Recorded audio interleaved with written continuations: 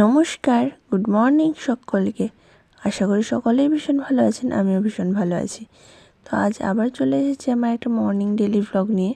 তো আগের দিন তো বোরিং একটা ভিডিও দিয়েছিলাম, তো আজকে একটু কাজের ভিডিও দেওয়া যাক।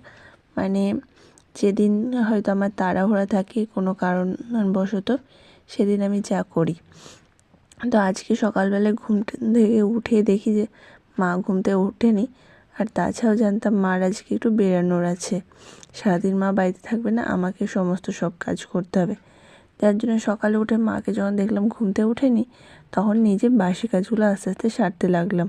কারণ আজ ঠিক করেছিলাম ঘরগুলো আমি একটু ঝাড়বো, কারণ সামনে তো প্রচুর অকেশন আসছে আমাদের, যার জন্য এইসব করা শুরু করব। তো দেখতে পাচ্ছ এদিকে ভাতও বসিয়ে দিয়েছি জলখাবারের জন্য। তারপর এই যে আমার ঘরটা গোছাতে এসেছি, একটু গুছিয়ে সাজিয়ে নিই, তারপর ঘরটা ঝাড়ঝুড়া করব। তো সব কিছু গুছিয়ে সাজিয়ে নেওয়া মোটামুটি হয়ে গেছে। তো এবার আমার ঘর ঝাড়াটা শুরু করব। ঘর ঝাড়া বলতে আজকে আর তো তলা ঝাড়াঝাড়ি করতে পারবো না, কারণ দুটো ঘর আর বারান্দা সব কিছুই আজকে এই উপরের ঝুলগুলো ঝেড়ে নেব।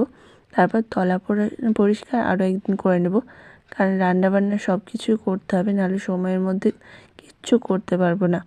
আর ঘড়ি কাটায় বুঝতেই পারছো যে এর আগে সময় দেখানোর পর যে অনেকটা সময় পার হয়ে গেছে। তো আমার তো এই ঘরটা গোছানো কমপ্লিট হয়ে এসছে। তো চলো পাশের ঘরটা গোছানো যাক।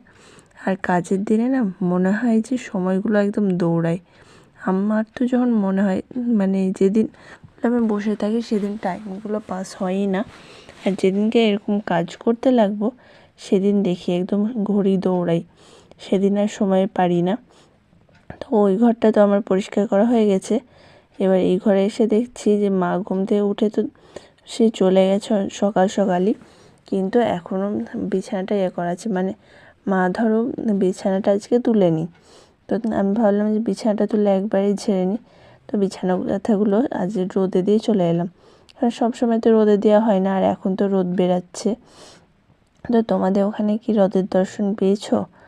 এখন আশা করি সব জায়গাতেই পাবে, কারণ এখন তো আর শীত নেই, এখন নেই বললেই চলে, এখন সব জায়গাতেই গরম। আমাদের দিকে সন্ধ্যেবেলায় হালকা একাধটুকু সন্ধ্যাবেলার দিকে ঠান্ডা লাগে। তো এইদিকে দেখো আমি রান্না চাপিয়ে দিচ্ছি, কারণ ঘর ঝাড়ার কাজ হয়ে গেছে, আমার মোছাগুলো বাকি আছে। আর রান্না যদি এখন না চাপাই তাহলে অনেকটা দেরি হয়ে যাবে, কারণ ঘড়ি কাঁটা এই একটা পার হয়ে গেছে। তো তার জন্য এখন রান্না চাপিয়ে দিচ্ছি, সহজ কিছু জিনিসই রান্না করে নেব।